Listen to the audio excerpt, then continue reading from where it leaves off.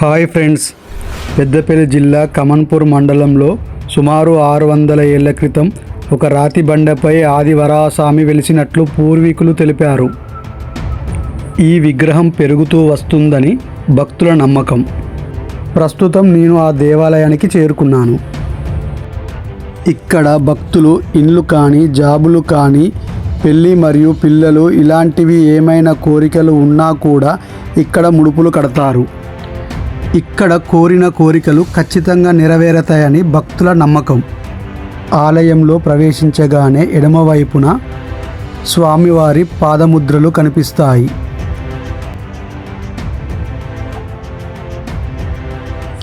లోపలికి రాగానే నాగమ్మ తల్లి విగ్రహం కనిపిస్తుంది.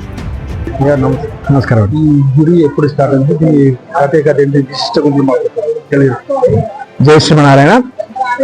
భగవద్ బంధువులారా, ఆదివరాహస్వామి క్షేత్రం కమాన్పూర్లో, మనకు పెద్దపల్లి జిల్లా కమాన్పూర్ మండలం కమాన్పూర్ గ్రామంలో స్వయంగా వెలిసినటువంటి క్షేత్రం ఈ వరాహస్వామి క్షేత్రం.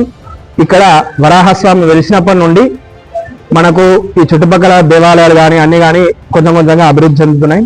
అయితే ఇక్కడ స్వామివారు వెలిసినప్పుడు ఆదివరాహుడే వెలవడం ఈ క్షేత్రం యొక్క గొప్పదనం. అందుకే ఇక్కడ ఉన్నటువంటి స్వామిని కూడా వరాహస్వామిని కాకుండా ఆదివరాహస్వామిని పిలుస్తుంటారు. ఎందుకంటే ఈ క్షేత్రంలో ఉన్నటువంటి వరాహస్వామి పంది ఎలా ఉంటుందో అలా ఇక్కడ దర్శనమిస్తుంటారు కాబట్టి స్వామి ఈయనని ఆదివరాహుడు అని చెప్పేసి పిలుస్తుంటారు అనమాట. లోకంలో కొంతమంది ఒకళ్ళు ఎవరైనా ప్రతిష్ఠ చేయడం అలా చేస్తుంటే వాళ్ళని భూవరాహస్వామిని, యజ్ఞవరాహస్వామిని పిలుస్తుంటారు. మనకు తిరుపతిలో ఉన్నటువంటి స్వామి కూడా ఆదివరాహస్వామి. కానీ అక్కడ ఉన్నటువంటి వరాహస్వామి మొహం మాత్రం వరాహస్వామిలా ఉండి మిగతా మనుష్య రూపకంగా కనిపిస్తుంటారు. కానీ ఇక్కడ ఉన్నటువంటి కమాన్పూర్ ఉన్నటువంటి ఆదివరాహస్వామికి ఆది అంటే తను తొలుతగా అవతారం దాల్చినప్పుడు పందిరా ఎలా అయితే ఉంటాడో అలా ఈ క్షేత్రంలో మనకు స్వామివారి ఇక్కడ దర్శనమిస్తుంటారు.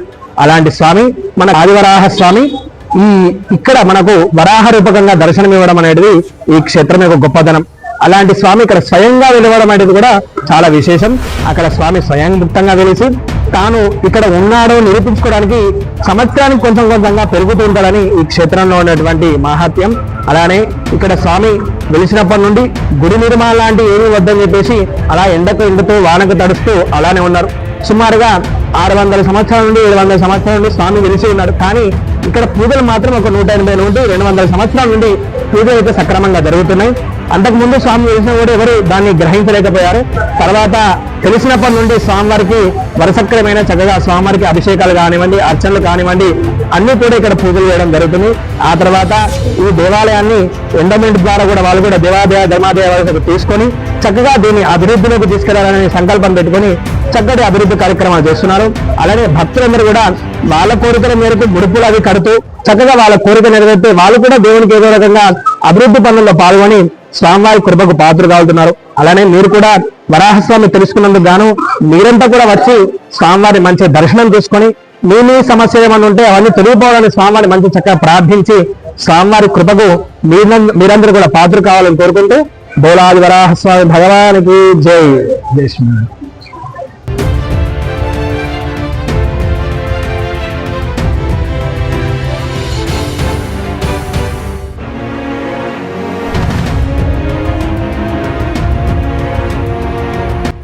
గుడి ప్రాంగణంలో కొబ్బరికాయలు, అభిషేకానికి పాలు లభిస్తాయి.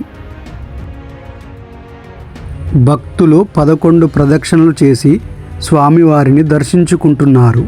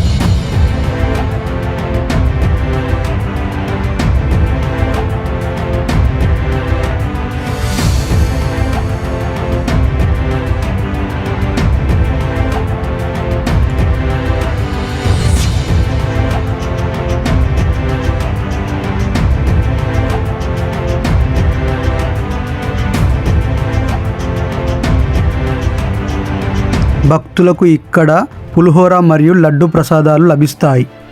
మరో దేవాలయంతో మళ్ళీ కలుద్దాం.